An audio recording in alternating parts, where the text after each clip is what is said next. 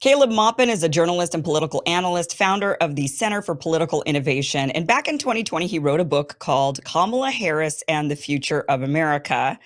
Interestingly, here we are in 2024. The book has been out there for sale. People could buy it on Amazon, on Lulu, right? All these other places.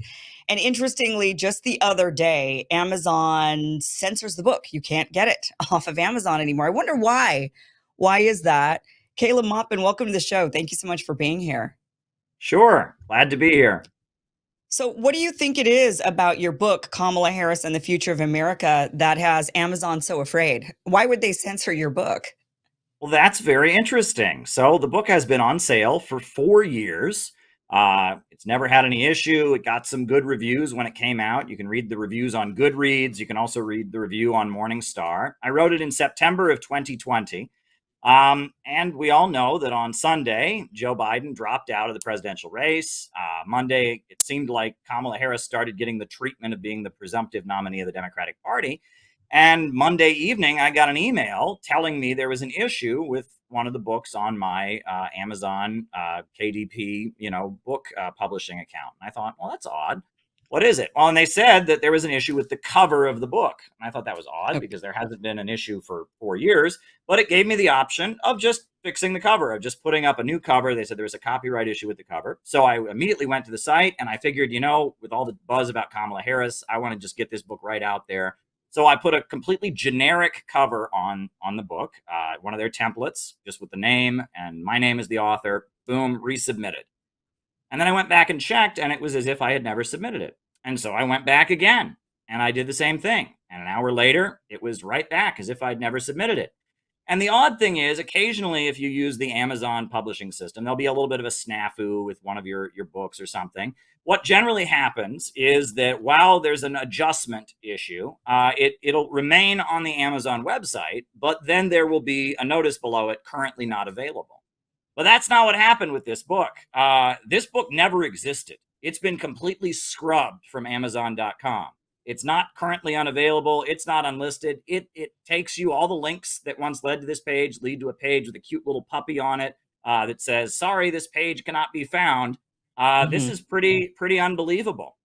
This book has been completely scrubbed. Now, as far as the issues with the cover, this cover was independently designed. The creator is Arthur Porter, whose name is actually on the back of the original edition of the book. So there shouldn't be any copyright concern with the cover. But even if there was, they should let me just re-upload it with a different Yeah. cover. But they didn't let me.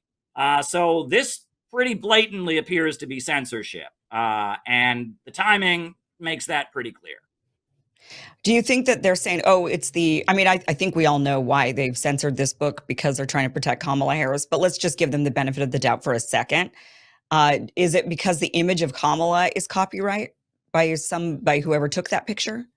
Well, if that was the case, I could upload it with a blank cover, and they're not allowing Yeah. me to do that. They are rejecting it every time I upload it with a blank cover. I have uploaded it with a blank cover about 6 times, and each time it shoots it right back to me. So clearly, it's not an issue with the cover. Clearly, it's something Gosh. else. I mean, they Max are just Blumenthal, if you look at his mhm. Twitter, he raised the question of whether this came from the White House, because apparently the way in which this book has been, taken down by Amazon matches what happened to a number of books related to the COVID issue during the pandemic that were removed at the direct request of the White House. So I don't know exactly what's going on here, but it's pretty clear they don't want this book up with any cover. So right now I've got it up on Lulu, which is another book publishing online outlet, and this has created quite a firestorm. And there's a few things I must say. First of all, this book is not a partisan hit piece, right? I am above that, right? I didn't just throw everything at the kitchen sink, everything but the kitchen sink at Kamala Harris.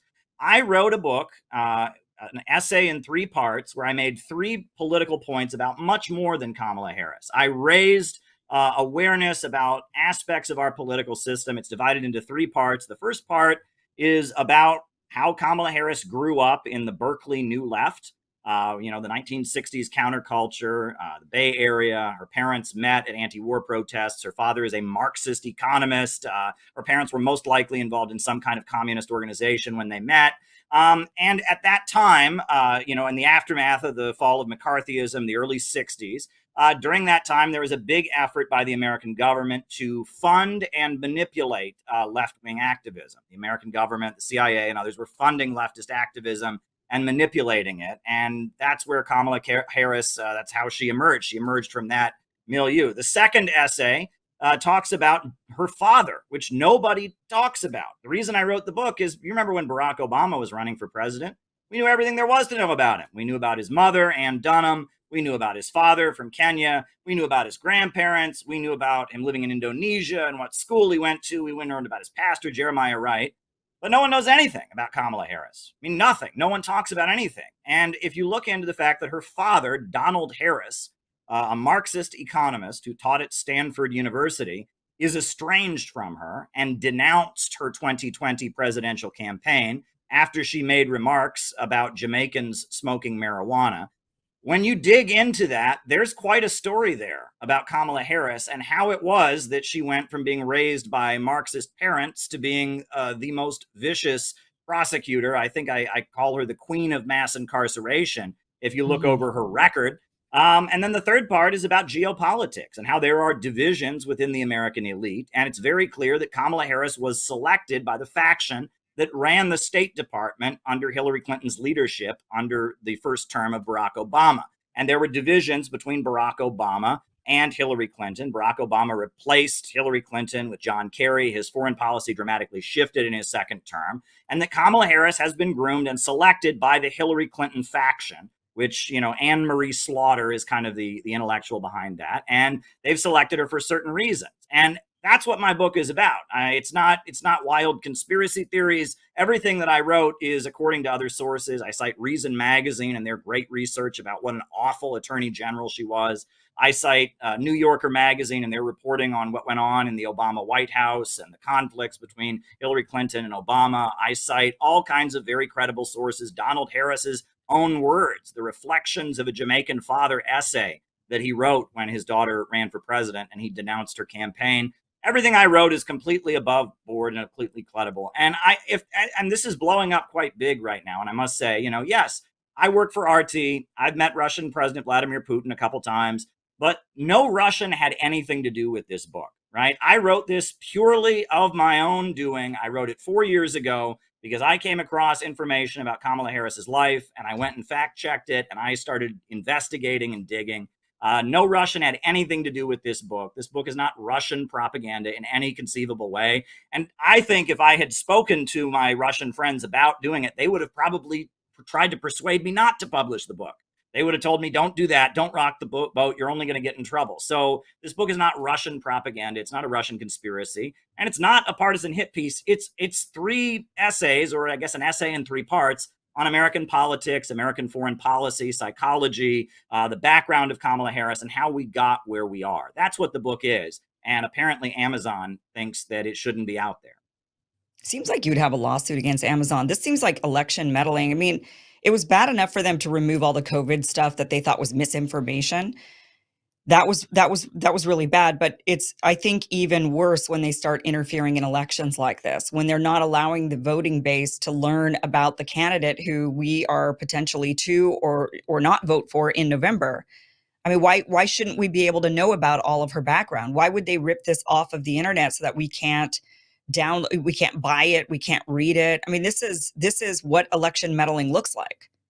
Yes, I have discussed with some others about the potential for this being an FEC violation, a Federal Yeah. Election Commission violation. If you're removing books about one candidate while allowing all kinds of books that are critical of other candidates, there's a million I Hate Donald Trump books on there, but they removed the one of the only books written criticizing Kamala Harris. There's a more recent book that came out, but this book is the original critique of Kamala Harris book.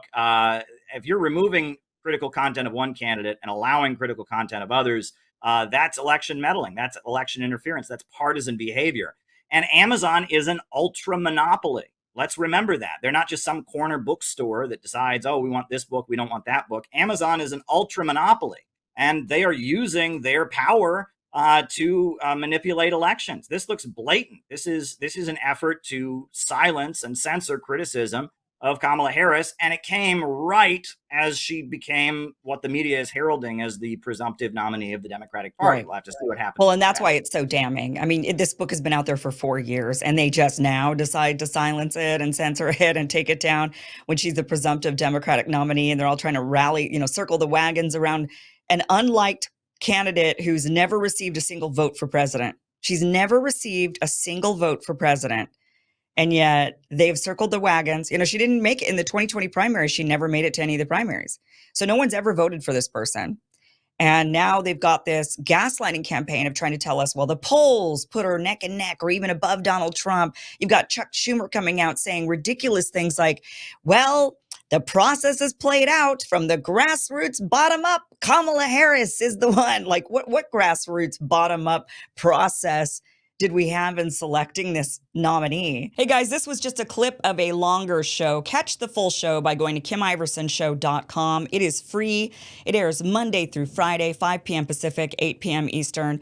You could go back now and watch this full interview. I highly recommend it. Again, go to KimIversonShow.com. Thank you so much for watching.